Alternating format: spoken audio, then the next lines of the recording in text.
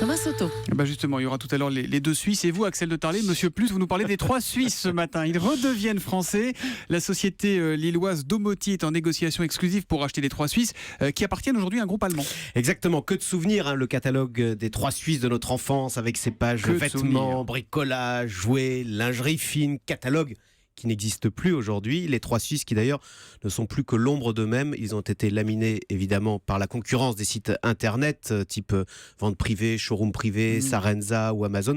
En 10 ans, les ventes ont quasiment été divisées par 10. Les 3 Suisses aujourd'hui, c'est 60 millions de pertes pour un chiffre d'affaires d'à peine 120 millions d'euros. 60 millions de pertes par an. Mais alors quel est l'avenir des 3 Suisses? Pourquoi cette entreprise lilloise, Domoti, se décide à racheter les 3 Suisses? Eh bien parce qu'il y a un exemple d'entreprise qui a connu exactement les mêmes difficultés que les 3 Suisses et qui a réussi à redresser la barre, c'est le grand concurrent des 3 Suisses. La Redoute? La Redoute, exactement. C'est un très beau cas d'école, La Redoute, qui mérite qu'on s'y arrête 2 minutes. Que faire quand vous vous appelez La Redoute pour essayer de vous faire une place sur Internet? Eh bien, il faut se différencier en s'appuyant sur ses points forts. Donc, on arrête de vouloir tout vendre, fini tout ce qui est bricolage, jouets, articles de sport ou électroménager.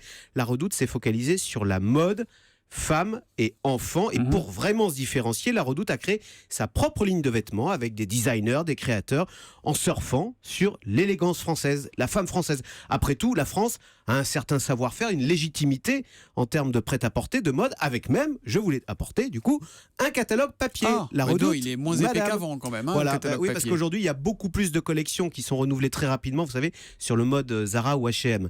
Et puis, à côté de la mode, il y a un autre secteur qui génère de très grosses marges, c'est tout ce qui est art et tout ce qui est déco et intérieur. Alors bien sûr, ensuite il faut que la logistique suive et donc là la Redoute a fait un énorme effort pour se mettre à niveau. Désormais, le colis est expédié dans les 2 heures qui suivent le clic sur Internet. Bon, mais est-ce que ça marche? Est-ce que la Redoute est redevenue bénéficiaire? Eh bien écoutez, les ventes repartent et on croise les doigts. La Redoute vise l'équilibre cette année, mais cette histoire montre qu'il n'y a pas de fatalité. C'est en tous les cas un exemple à méditer pour le groupe Vivarte qui met en vente en ce moment les chaussures André, Naf, etc.